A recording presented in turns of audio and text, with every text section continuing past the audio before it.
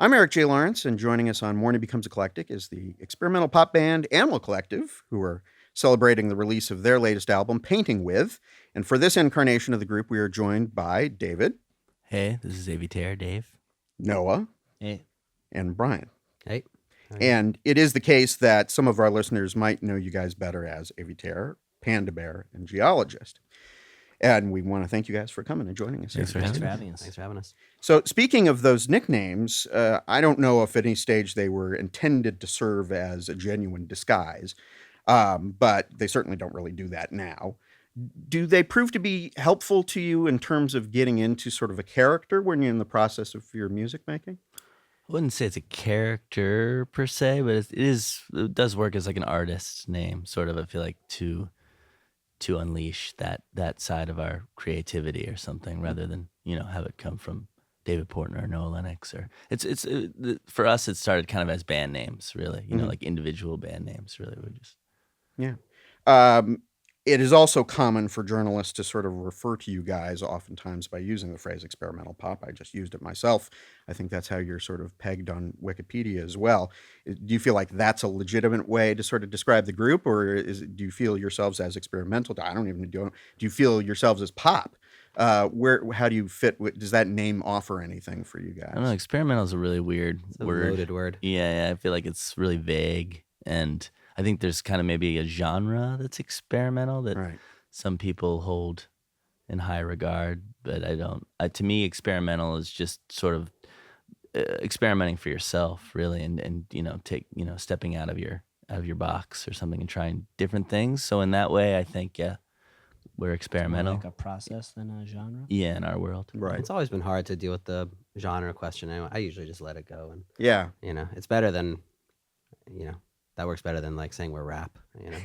To answer your question specifically, yes, it is a legitimate way. To talk about okay, in one way or another. Fair enough. I mean, do you consider yourself working within the tradition of a lot of the pop bands that you listened to growing up? It depends which pop band I get. I mean, I consider it in the tradition of like more like psychedelic pop bands, and I know psychedelic's kind of equally like a difficult word, like experimental is. But like someone like Syd Barrett, or we got really into Piper at the Gates of Dawn when we were younger, and hearing stories about him, like going actually to more experimental shows by like groups like AMM, and just doing complete atonal, dissonant stuff, and working that into like his very simple pop songs, and how those two things meshed, it was really inspiring for us. So. Now, I know this record, Painting With, kind of was sort of an experiment for you guys in terms of your process, where I think historically you kind of road test your songs a lot before you record them. This was a case where you specifically went into the studio to sort of polish up the tracks and record the record, in essence, before you played them live. How did that work for you guys? I liked it personally. I mean, and I think I was pretty nervous because I feel like you can get bored of something on stage, and that sort of helps you find the better thing. And I was nervous that maybe I'd figure out something just like on that day and then put it on the record, and then like a couple weeks later be like, I could have done better. But actually, it was like a freeing process because you didn't really feel like I didn't feel precious about anything. It wasn't like, well, that's my keyboard part and I've been playing it for a year, so it has to be on the record. You could sort of just, you didn't feel like you had to serve your part. You could just serve the song. Yeah. When I know that all of you are so involved in making music outside of the Animal Collective project specifically, how do you know when you're at home and working on creating music that it is sort of something designated for an Animal Collective kind of record, or if it's something that's more appropriate for any of your various solo? I don't know how the other guys feel, but I always feel like I need to know going into writing the song, where it's kind of headed, because I feel like if I'm making something just for myself, I'll already start to have like an idea or kind of like a picture of where the song is going to be at the end. And so I'm making all these decisions in the early stages that are leading towards that one target. And I've tried it in the past to bring songs to the group, and it never really seems to work out. So usually I feel like I'll try to make something that feels kind of like a quarter of the way done, and really not have sort of an image for what the finish line of the song is, so that the other guys can kind of insert their perspectives into the song. Yeah, I think I was going to say, I think it's just about designating time to that's usually how I do it these days. At least it's like there's time designated to writing for a solo record or time designated writing Animal Collective. Sometimes, I mean, I will just write a ton of songs. And sometimes there's so much that I do just start to be like, okay, this makes sense. I feel like often we'll have conversations, but we always have conversations before going into a record saying we're kind of thinking this instrumentation, these sorts of rhythms. So I feel like those boundaries kind of give me a sense of like, okay, this song will work in this with this orchestration, or how these guys see these songs should be, but this song won't. You know? It was interesting in reading some of the press material for the record and talking about some of the influences specifically for working in this sort of different way and for this record. And one band that came up that was sort of interesting to me was the Ramones. I think it's interesting to everybody. What is that connection? I think it's really the short songs. I mean, the way maybe it's like romanticizing it or something too much, but the way I sort of picture that stuff being received and coming out at the time, it was sort of like, not like ugly, kind of like outsider sort of thing per se, but definitely a little bit of that going on. And I think along with just short bursts of energy, I think those are the kind of things that we wanted to bring to it. Not necessarily, sound like the Ramones, because obviously it doesn't sound like the Ramones at all. But just think about those short sort of, and just, the punk kind of ideal of being, sort of outsiderness, sort of, I guess. Were there other bands that were kind of models in that sense as well? Like Brian said too, maybe a lot of like the mid '60s, like garage, the Seeds and the early Grateful Dead has always been like a favorite thing of mine, like Warlock stuff. So that stuff too to me is like is like very punk too. Right. Yeah. I know that samples are such an important part of the band's sound, whether it's sort of creating that just sort of a background atmosphere, or if they're sort of more explicit musical hooks or little accents to songs. And on Painting With, there's a couple of very specific, identifiable samples that you include, including the sort of giggling vocal from Wipeout. But the one, certainly for KCRW, that strikes us most is one of our newscasters, Cherry Glazer, is sampled talking about dinosaurs used at the beginning of the song Hocus Pocus. One, where the heck did you happen upon that? And two, where in sort of the songwriting process did that sort of come in?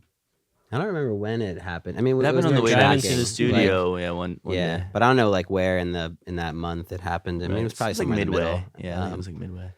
Yeah, we were just driving to the studio, and I don't know. We all just kind of laughed, and because we knew, like, taken out of context, it would sound funny, and I feel like there's some humorous moments on this record. So, we just like looked at the clock, and when we got to the studio, we sent an email to our manager, just being like, we were listening to KCRW at this time, and somebody said something like this, and just ask if we can have it, and thank you guys. Well, that was very. I don't even think we had an idea about like what song it would go, and we just sort of knew like. We talked a lot about somewhere. We had been talking a lot about Dinosaurs since starting to work to write the songs together for whatever reason. Like this whole prehistoric vibe just started coming up. So because it fit in exactly what we had been thinking and talking about, we're like, oh, we should use that. Yeah. And very like defined sort of like cut and paste samples as opposed to like loopy, reverby samples, which we've done in the past. So that was like a good. And talking, we like to use a lot of talking samples, so that was a good one to just sort of like rip out of the air and stick in there. Well, I know that she got a kick out of it, and I remember actually getting the email where she was like, I saw like the email chain, when I got the like, yeah, it's cool email, like it was included in it was the whole chain of like, does anyone know what these guys are talking about? And like somewhere in the middle was her being like, I think that was me this morning. Yeah, well, I mean, it's very funny to us too, because there's a band, kind of a punk band named Cherry Glazer that were inspired by hearing her at KCRW. So she, we actually have Henry Rollins do a show at KCRW. Cherry Glazer is more punk rock than Henry Rollins at the moment with all of these references that are sort of getting bandied about. So it's pretty exciting for us. So, all right. And Rachel Reynolds, the producer of Morning Becomes Eclectic, would think me remiss if I didn't ask about the use of Bea Arthur at the beginning of Golden Gal.